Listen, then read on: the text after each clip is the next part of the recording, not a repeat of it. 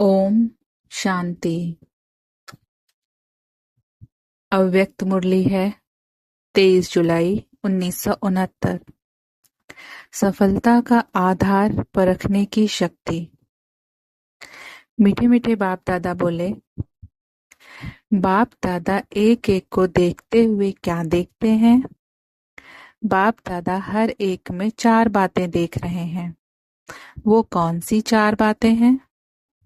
हर एक ने अपना अपना विचार सुनाया। एक तो ताज देख रहे थे, दूसरा तख्त, तीसरा तदबीर और चौथा तकदीर। यही 4 चीजें हर एक में देख रहे हैं। संगम का ताज कौन सा होता है मालूम है? तो आज बाप दादा दिल तख्त नशीन व ताजधारी वत्सों की सभा में आए हैं। ताजधारियों को ही इस संगठन में बुलाया है, लेकिन हर एक का ताज अपना अपना तथा यथाशक्ति ही है। यह तो देख रहे थे कि इस संगम में कौन कौन किस किस ताज तख्तधारी बन बैठे हैं। किस किस ने कितना बड़ा ताज धारण किया है व छोटा धारण किया है, और ताज को सदा ही सिर पर रखकर चलते हैं व कभी कभी ताज को किनारे रख देते हैं। आप सभी भी अपने आप को जानते हो ना, क्योंकि सभी चुने हुए रत्न हैं, तो इतनी पहचान तो जरूर होगी। अपनी तदबीर और तकदीर की परख है। आप अपने को पूरा परख सकते हो। समझो, मिसाल के तौर पर आप एडवांस पार्टी में जाते हो तो अभी अभी आपके पुरुषार्थ प्रमाण, आपकी तकदीर क्या होगी, उनको समझते हो? अपने वर्तमान पुरुषार्थ और तकदीर को जानते हो? जब अपने को परख सकोगे तभी तो दूसरों को परख सकोगे। यह जानने की भी जरूरत है, क्योंकि अब समय ही ऐसा आ रहा है जो कि परखने की शक्ति की आपको अति आवश्यकता है। सर्विस में सफलता पाने का मुख्य साधन ही यह है। जैसे जैसे परखने की शक्ति तीव्र हो जाएगी, वैसे वैसे ही सफलता भी मिलती जाएगी। परख पूरी ना होने के कारण जो उसको चाहिए, जिस रूप से उनकी तकदीर जग सकती है, वो रूप उनको नहीं मिलता है। इसलिए ही सर्विस की सफलता कम मिलती है। कम सर्विस करने वाले की रिजल्ट क्या देखने में आती है कि प्रजा तो बहुत बन जाती है, वारिस बहुत कम। वारिस कम निकलने का मतलब ही है उनकी रग को पूरा परख नहीं सकते हो। मरीज की पूरी परख होती है तभी तो ठीक औषधि मिलती है ना। फिर रोग भी खत्म हो जाता है। रोग खत्म हुआ फिर क्या होगा? खास जो निमित्त बने हुए हैं, जो पांडव हैं, उनको भविष्य में आने वाली बातों को परखने की शक्ति चाहिए और निर्णय करने की शक्ति भी चाहिए। निर्णय के बाद फिर निवारण की शक्ति चाहिए, तभी सामना कर सकेंगे। और सामना करने के बाद यज्ञ की प्रत्यक्षता की सफलता पाओगे। आपको बाबा ने किस लिए बुलाया है? हिसाब किया जाता है ना। सीढ़ी उतरने और चढ़ने का ज्ञान सिखाने के लिए बुलाया है। अब किस बात में उतरना है और किस बात में चढ़ना है? बड़प्पन तो पकड़ लिया है, मगर बड़प्पन होते हुए भी जहां पर छोटेपन की सीढ़ी उतरना होता है, वहां पर फट उतर नहीं सकते हो। 1 सेकंड में मालिक और 1 सेकंड में बालक बनने की आवश्यकता है। जहां पर बालक बनना चाहिए, वहां पर फिर मालिकपन भी कुछ देखने में आता है। जैसा समय वैसा ही स्वरूप कैसे बनाना चाहिए, वो ही सिखाने के लिए बुलाया है। मिसाल के तौर पर आप कहीं भी संगठन के बीच में रहते हो, संगठन में कोई भी बात होती है तो उसमें विचार देने के समय मालिक बनकर विचार देना तो बहुत अच्छा है, लेकिन जहां पर संगठन का सवाल आता है वहां पर निमित्त बने हुए भाई बहने जो फाइनल करते हैं, उस समय फिर अपनी बुद्धि को बिल्कुल ही बालकपन में ले आना चाहिए। बालकपने की क्वालिफिकेशन क्या होती है? वहीं पर फोर्स में बोलोगे, फिर वहीं पर ही बिल्कुल निरसंकल्प बन जाएंगे। तो इसी रीति संगठन के बीच में निमित्त बने हुए के सामने अपनी मालिकपने की बुद्धि बनाकर राय देकर फट से बालकपने की बुद्धि बना लेनी है। इसी में ही फायदा भी है। लेकिन जहां भी मालिकपन होता है उसकी रिजल्ट क्या होती है? एक तो समय खराब होता है और शक्ति भी वेस्ट हो जाती है, और जो एक दो में स्नेह बढ़ना चाहिए वह कम होना संभव हो जाता है। इसलिए आप लोग जैसे कि जिम्मेवारियां लेते जाएंगे वैसे वैसे आपको इस सीढ़ी को उतरने और चढ़ने की आवश्यकता होगी। तो इन एडवांस भविष्य सर्विस की सफलता के लिए यह शिक्षा दे रहे हैं।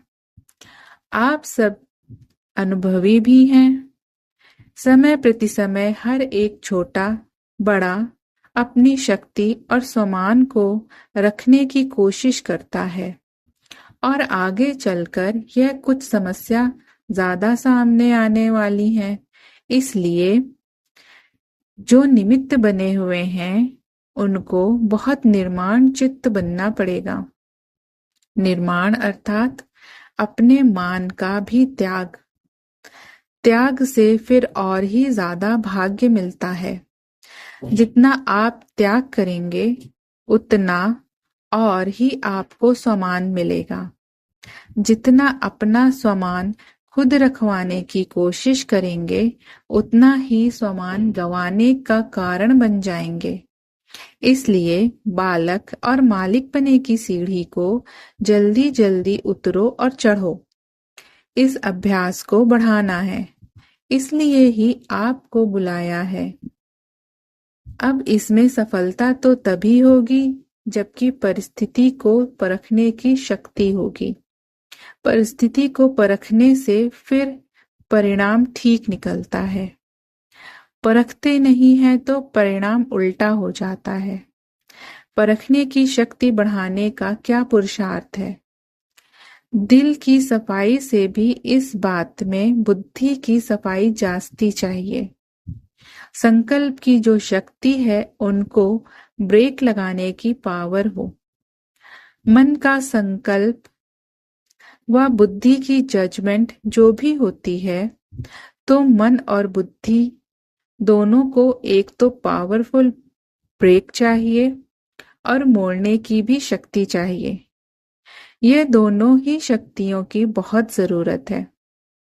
इसी को ही याद की शक्ति व अव्यक्त शक्ति कहा जाता है। अगर ब्रेक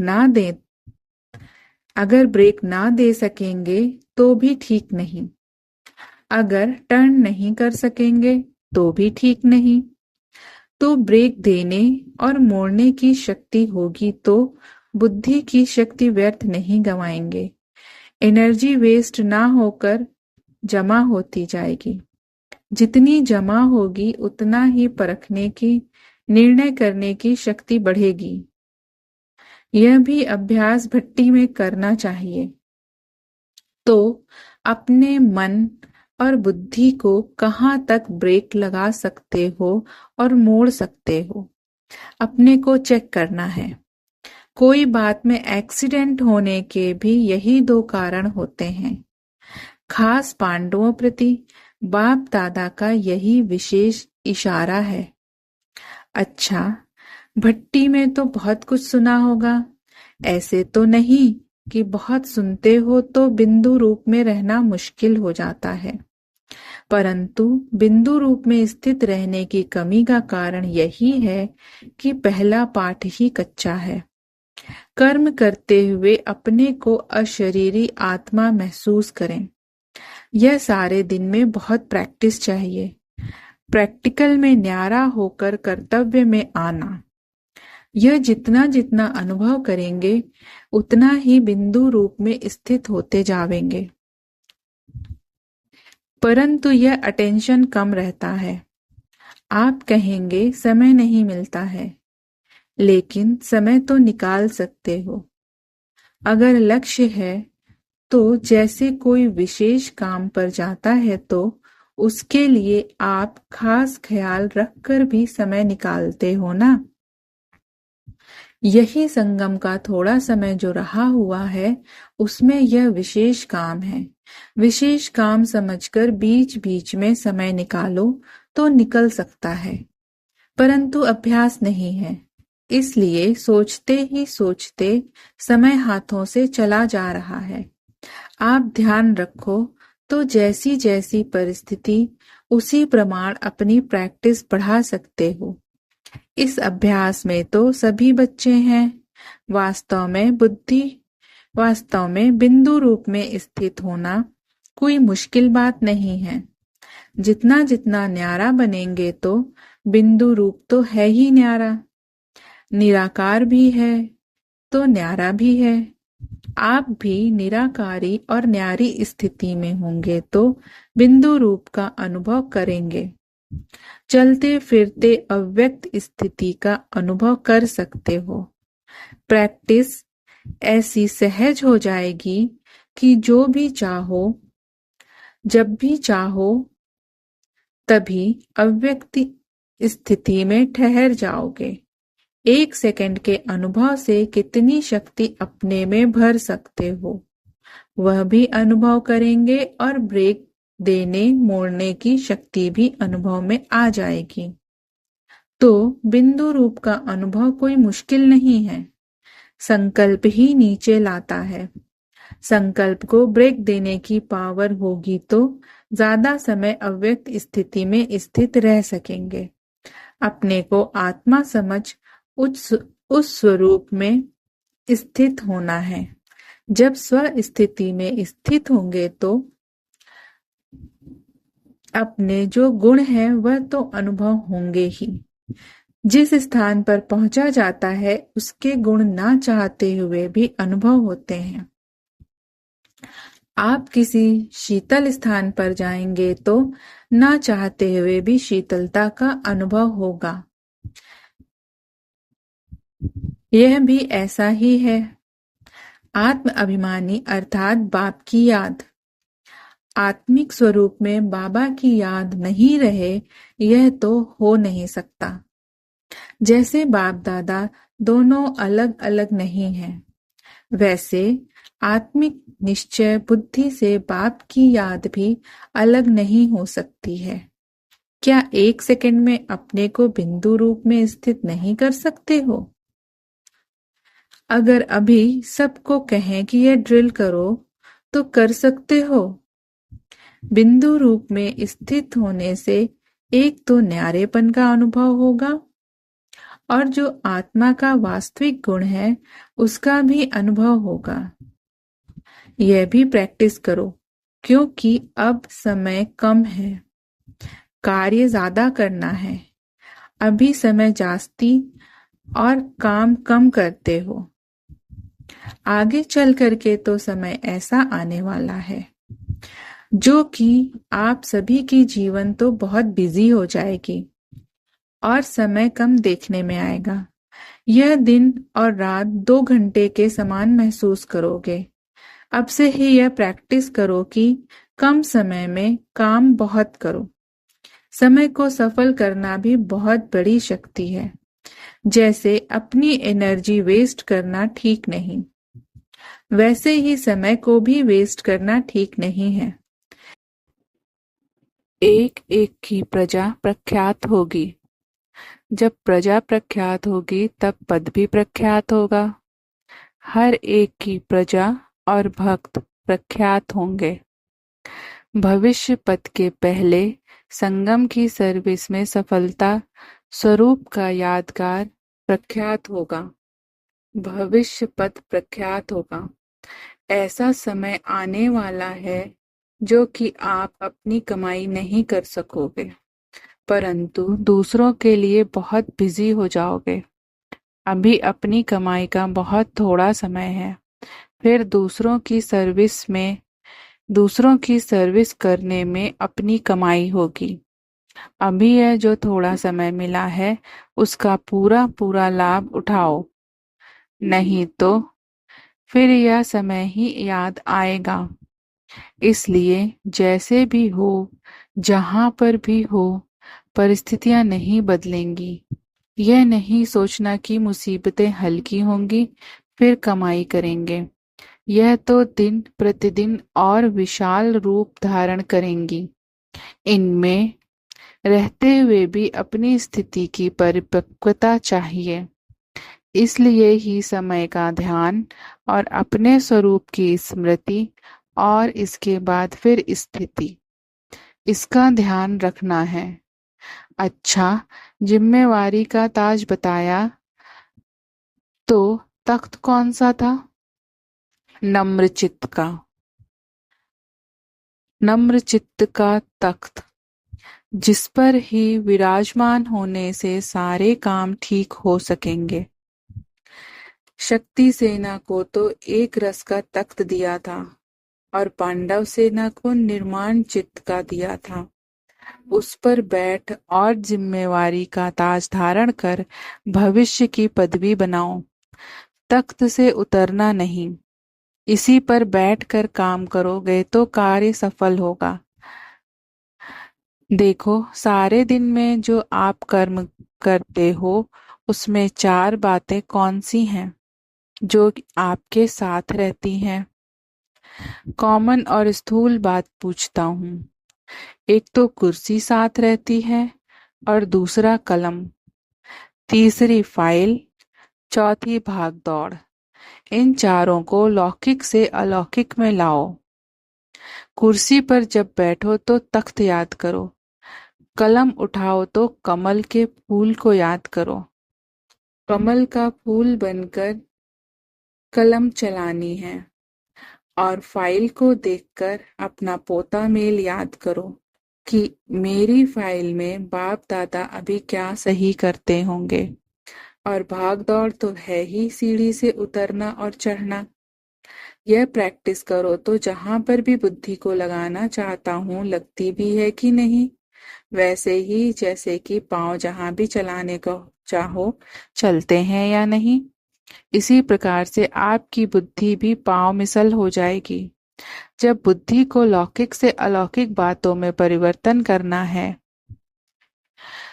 तो अवस्था में भी परिवर्तन आ जाएगा। इस संगठन के रत्नों में क्या विशेष खूबी है? एक तो सभी स्नेही हैं और दूसरा मेजॉरिटी सरेंडर बुद्धि है। तीसरा सर्विस के लिए हर वक्त तैयार रहते हैं, इसलिए ही एवर रेडी हैं। अब जिम्मेवारी का ताज मिलता है, उनमें इन सब विशेषताओं को रत्नों की तरह जड़ना है, तभी जिम्मेवारी को पूरी रीति संभाल सकोगे। यह गुण ताज की मणियां हैं, अर्थात शोभा है। इसको कायम रखना है। जैसा कर्म आप करेंगे आपको ही देखकर सभी फॉलो करेंगे। एक स्लोगन और याद का करना जरूरी है, छोटों को करो प्यार और बड़ों को दो रिगार्ड। प्यार देना है फिर रिगार्ड लेना है, यह कभी नहीं भूलना। यह संगठन तो सोना तो है, परंतु सोने पर सुहागा लगाया जाता है। उसके लिए बीच बीच में मधुबन के संगठन का स्थान हो। निमित्त बनी हुई बहनों की राय से ही समय प्रति समय संगठन होगा। प्रदर्शनी में भी कुछ नवीनता आनी चाहिए। अभी तो इतना ही समझते हैं कि यहाँ की नॉलेज अच्छी है। जो बात बतानी है बिना पूछे देखने से ही समझें कि हमको अभी यह सहज रास्ता मिला है। इस लक्ष्य को रखकर बनाने की कोशिश करें और टॉपिक में भी आकर्षण हो। परमात्मा के परिचय पर रख सकते हो और लोग जो दूर भागते हैं उनको नजदीक लाना है। फिर उसमें धर्म के विचार वाले हों व कोई प्रकार हो, उसकी फिर पीठ भी करनी है। बिना पीठ किए सफलता नहीं होगी। जैसे म्यूजियम की सर्विस की है, उसकी भी पीठ करनी है। उनसे संपर्क रखना है, समय प्रति समय बुलाना है, भले संबंध रखना चाहिए जो उनको परिवार की महसूसता हो, तभी ही सर्विस की सफलता होगी। अच्छा, ओम शांति।